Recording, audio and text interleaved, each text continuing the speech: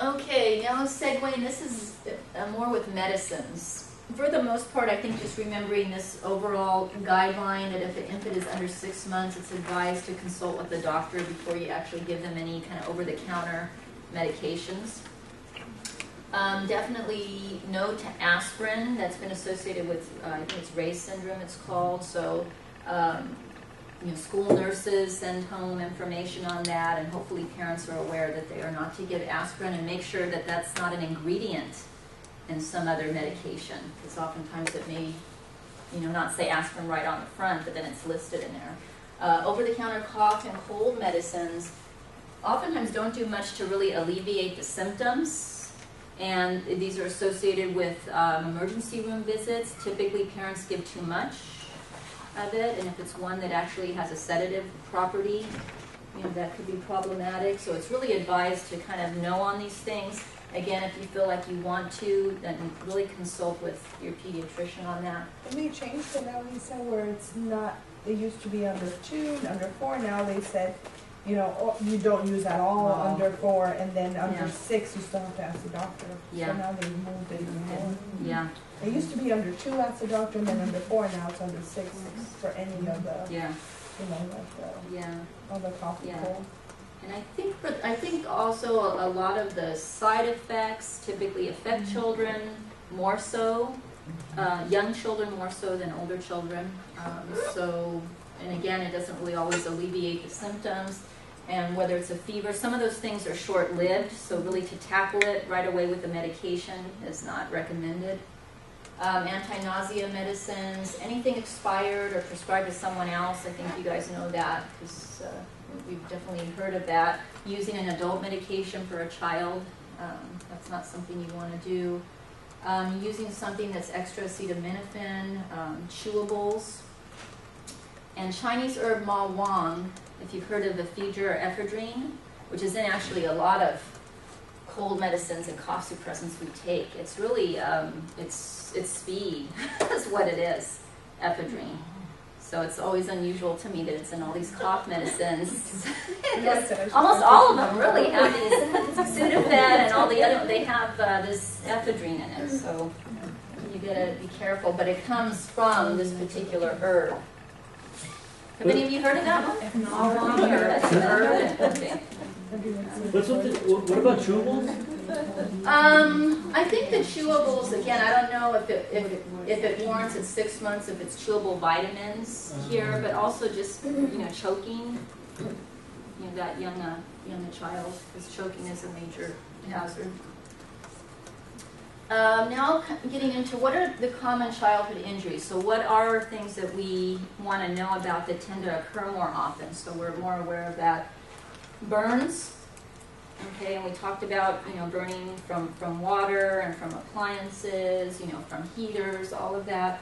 One of the most common accidental childhood injuries: stoves, lamps, matches, lighted cigarettes, fireplaces, liquids, hot stoves, and even sunburn. Candles too, they pull them down over Candles. with the wax and all that stuff. Yeah, so burns, want parents to keep that in mind. Head injuries, that one we could have thought of, right? Okay, primarily caused though by falls. From a high chair, from the crib, from the bed, from another piece of furniture they climbed onto, stairs, if they have stairs, and also from the playground equipment. Okay, so again, children are going to fall. We're not going to necessarily prevent it, but is there anything we could do in that environment to make it safer in the event they fall, or move something so they're not hitting something if they fall? Strangulation, caused by strings, ties, ribbons, cords. There's pretty ribbons and ties sometimes that are on bedding, on crib bumpers, on pillows. Wall hangings, all things like that. Clothing, we'll see the ties on clothing. Household appliances with cords, fixtures, like the blinds. I've heard many cases of the blinds. Those also could be potential strangulation items. Nose injury, an item stuck in the nostril. Has anybody heard of this? Yes. How many of you have done this or recall doing this to your parents and they are agonizing over what are they going to do. Get that pee out of your nose, right? Those are being. Yeah. Crayons. What? Very good at it. Yeah, it's very stressful for parents when you have the. So I think all of us probably have stories of that. Either we did it or you remember somebody else having experienced that. But it really causes a lot of anxiety. But nose injuries in general. That's true. Ladybugs. Bugs? Oh, I never heard about bugs. No kidding. Bugs in the nose? That's a new one, Eli.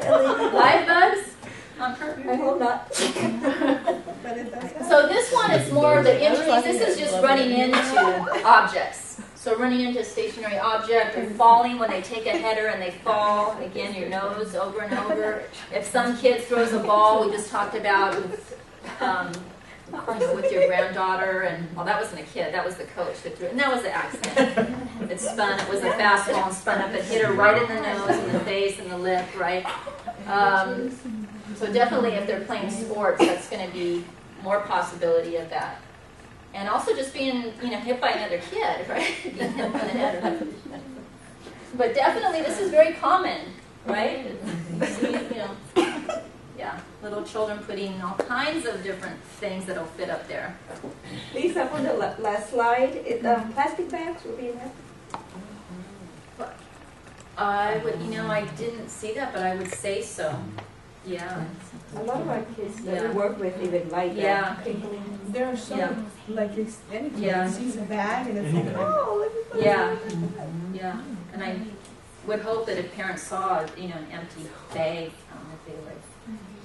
Yeah. I've got one that I just heard, and I thought of it myself when my daughter has rented these bouncies. Mm-hmm. You have to be really careful the age of the child in those. Yes. One of my families, I think it's our family we have, Donna's. Oh, I think, one of the little boys, the dad wasn't watching, wasn't paying attention, in his coaching thing, and he went in there, and the child's about 2.5, maybe the youngest. Yeah, and he like sprained his arm, and they thought it was broken because he couldn't even touch it. I mean, it was really, kind of messed up. Yeah. But I'm surprised there's not more injuries I am in too. those I things. am And too. sometimes they don't follow the minimum. There's a minimum age, there's a maximum age, yeah. and they're just jumping around. You hit somebody in the nose. Yeah, you foot, just Suffocation. I in was there. thinking you were saying suffocation because there's The gaps There's and- gaps in there, and Yeah. a little one could easily just Yeah. suffocate. It's a bit nerve-wracking, those things. And then when you get too many, you get too many in there, all different sizes. And I think they had it at a park for the opening day, Oh. baseball, Little League or something. And I guess, That's sad. And then nobody you get was hurt. watching it. And Yeah. your kids. Yeah. It's a perfect babysitter for some Yeah. parents. Yeah. Even when you're standing there watching, Yeah. they're still going to get Exactly. hurt. Yeah. Okay. So some other things, fractures and sprains. Again, we talked about falls, so that's a potential there. Cuts and scratches. I mean, just in the yard alone, you might find some pointed objects, so there's a tendency for them to, get scratched up, and also fingernails. And if you haven't maybe kept their fingernails trimmed, you know how sharp their fingernails can get, very sharp, right, Laura? And definitely, so you got to keep those trimmed, and then also just, if we're getting them, sometimes we need to realize that we could potentially scratch them as well. And if you have pets, I mean, that all doesn't really mix, with really young children having pets and then wanting to just come and grab them or pull their tail, and the cats, it's just bad combination. And eye injuries, just, dust and sand and different things, playing. Contusions, again, falls and bumps causing bruising, insect and bee stings, muscle strains, which is often more associated with starting a sports or some kind of activity. Pulled elbow, get over here, right? Oh. And grabbing them, and you just yanked, and it doesn't take much actually to pull that arm, pull out of that elbow joint, yeah. So and even, we swing them around. You see kids do that, and it feels like you're swinging their arms right out of the sockets. Yeah, it's. Do it again. can. You know, the ones that hit the upside down and you see the parents swinging. And Yeah. I'm like, they're gonna hit their head, you know, I don't know if you've Yeah. seen that. Their legs spread and they're swinging the baby by their feet. Yeah. And they're like so close By to their the ground. feet. Yeah. Oh, no. Yeah, by their Yeah. feet, and they're so, their head is like this close to the ground every time you're like, Lisa, I've got another one. My grandson was just running in the house. He was 7. He's 7 now. Just running in the house, ran past the couch, caught the couch with his elbow, dislocated his elbow. Oh. Okay? Oh my God. That's all. And sometimes you can, if you knew how, you can actually get it back in relatively easy. So It's the next forearm. time, Yeah. you know, he was wrestling around with some kids or something at a practice, dislocated the same elbow Yes. again, because Yes. once you dislocate Yes. it, it's Yes. kind of More prone prone. to it. Yeah. Dislocated again, then when he went back, of course, then the doctor was like, oh, sure, and just, you know, Put it- put it Yeah. So they're prone to happen anyway, but like you said, with him, Weird. you have to. Yeah. Yeah. And it's usually that forearm just pulling out of it. running in the house. Yeah, that's just from running in the house. That seems more unlikely.